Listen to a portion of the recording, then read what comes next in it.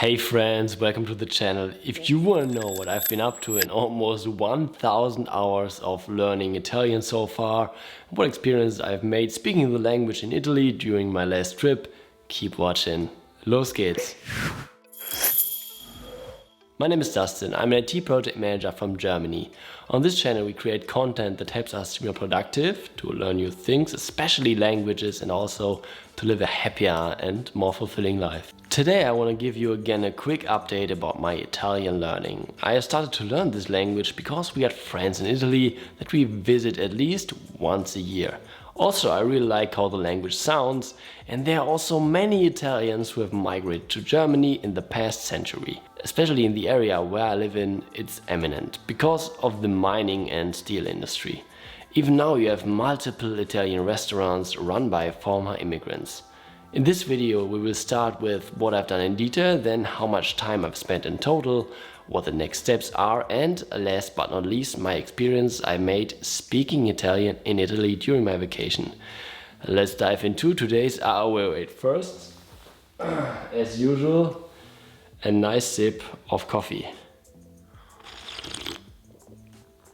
Let's dive into today's topic.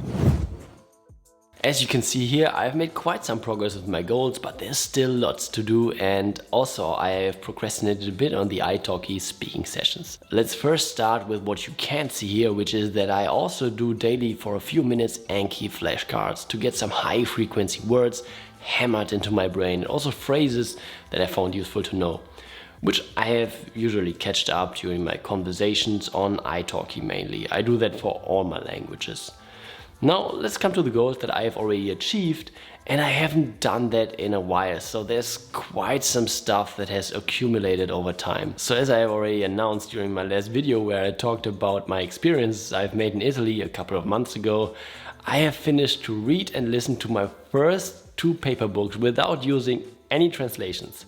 2 crime thriller books by Donato Carrisi, which is a well-known Italian author. These are the 2 here. Hope you can see it.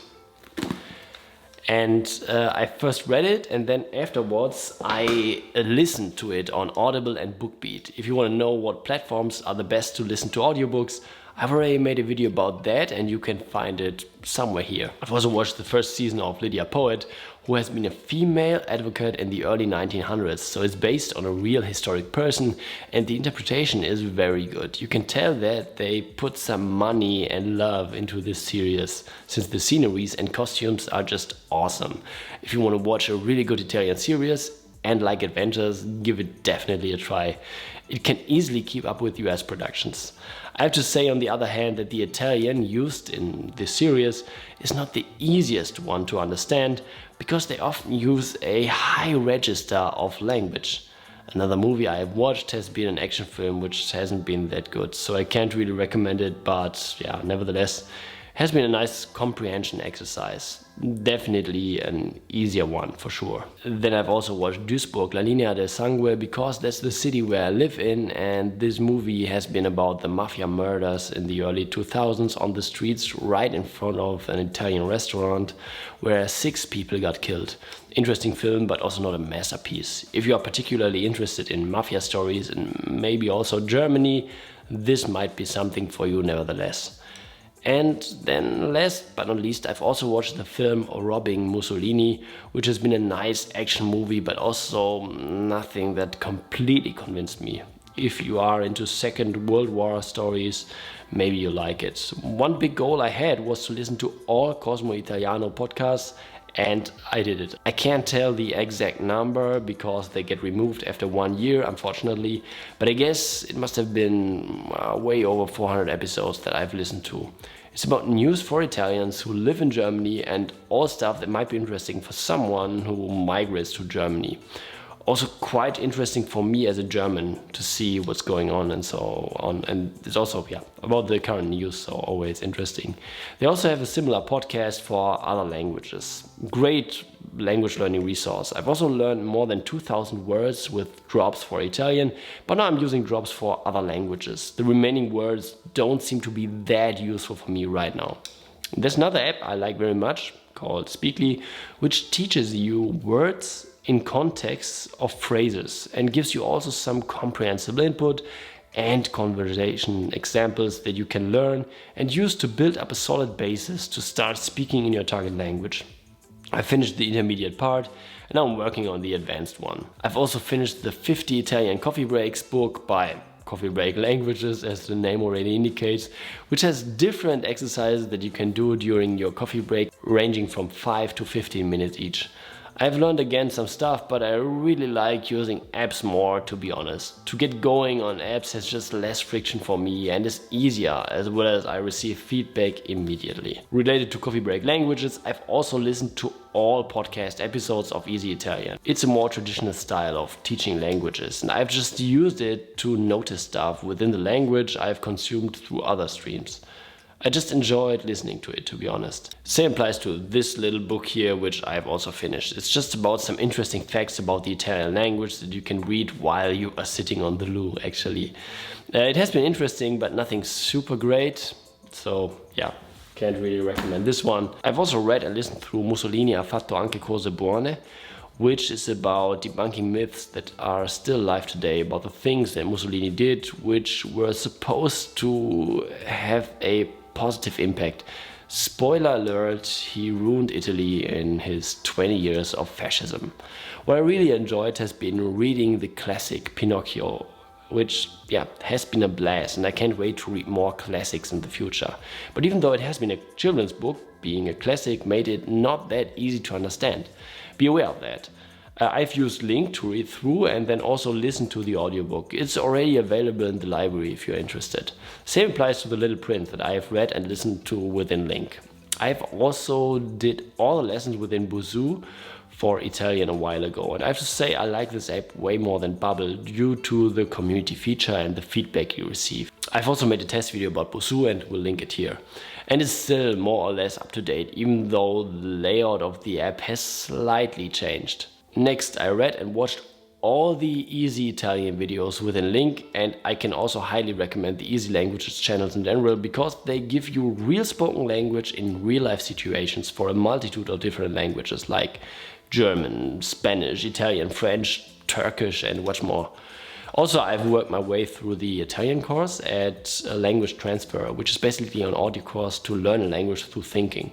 A really interesting approach and a good way to get into a new language. It's completely for free. And if you're interested, here is also a review video that I did a while ago. I've also listened to all podcast episodes of Pornazzi, Veleno, Vaporetto Italiano, Simone Pols and Mattanza. I'm always tracking my time spent with languages and other stuff using a tool called Clockify. In future I will most likely change it because there are some with better features, integrations and automations. Currently I'm still tracking manually, but I'm already preparing for the shift to Toggltrack probably. I'll also make a video where I will show you how to automate your time tracking once everything is set up. I've started learning Italian in January 2021 and so far I've spent almost 1000 hours doing the previously mentioned activities. It sounds like a lot already, but there's still lots of potential for improvements. It's one of those languages I would really like to be able to speak at a very high level. My comprehension is pretty solid by now. I can watch YouTube videos, series as well as full movies. But I have to say that I'm still using subtitles when I'm watching series and movies. Sometimes it's confusing me, especially if those are not 100% accurate, and then it's even easier to watch the things without subtitles, but in general I'm still using them. Further, I'm also able to read novels on paper without translations, so maybe I scratch here already at a C1 level. If not, then definitely B2. My speaking skills are definitely better than my writing skills, like in any language, but the difference is not that big, since in Italian you basically write how you speak. At least in terms of pronunciation, etc. It's not such a hassle like with French, for example.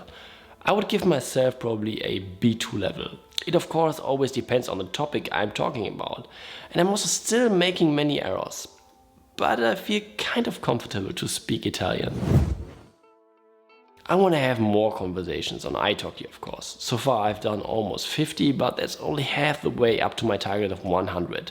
With Italian, I'm very fortunate to have found two great teachers on italki with whom it's always fun to talk with, but where I also always have the feeling of learning something new. Then I'm also working on the 30,000 known words within LingQ by reading and watching my way through all the Vaporetto Italiano videos on YouTube.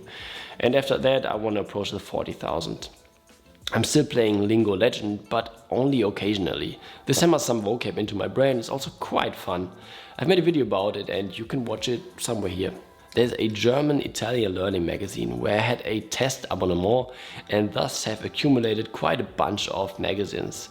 It's called Adesso and I got the audio part of it. This I want also to read and listen through to further boost up my comprehension. The texts range from easy to advanced Italian, so quite suited. Also, I still got this Italian language learning comic and I need to force myself through it. I really have an issue with sitting down and working on resources like this one. Same applies to this personality development comic called Contro Tornatriste.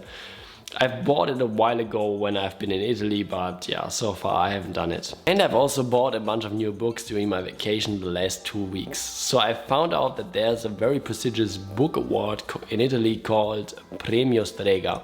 I guess you can compare it with the French Prix de Goncourt. It's called after a famous Italian liquor and I've bought the last winner, which is this one here, which is a short book, has only, let me see, 124 pages, but it's a really heavy topic. And then I've bought also an older one, which is from 2019, the winner from 2019, which is a really thick book. So this is over 800 pages, which will definitely take quite a while. And it's about Mussolini again. So yeah, quite an interesting topic for me. And of the same author, I've bought another shorter book, which I will probably read first, which has only, let me see, a little bit about 400 pages, which also looks quite interesting, which is a kind of dystopian future scenario. Let's see how that goes and if the winners of that prize are really that good. If yes, then I can imagine reading more winners going forward, like always the newest book. Since I haven't been alone on vacation, I spoke a lot of German, but other than that, I had also quite some opportunities to speak some Italian, like ordering something at a bar or asking for a table, etc. I've also explained a particular drink that we tried somewhere else at the bar I've been talking to even managed to make this one as well. It's called Aperol Spritz, which is like an Aperol Spritz or Spritz, but instead of the secco you add beer. Sounds weird, but tastes actually pretty good. What I've noticed is that the barrier to speak Italian has become pretty low and it works way better now. All those italki sessions have done the trick and also all those hours with the language I have trained my comprehension in as well. Nevertheless, I still see many areas to be improved moving forward. Please let me know in the comments how your progress with Italian is going or which resources you can recommend me to try out. I've got more videos about learning Italian if you are interested, and I will also link it somewhere here. If you found the video useful, please leave me a like and a subscription to the channel, and to not miss anything going forward, click also on the notification bell. Thank you so much for watching as usual and see you the next time.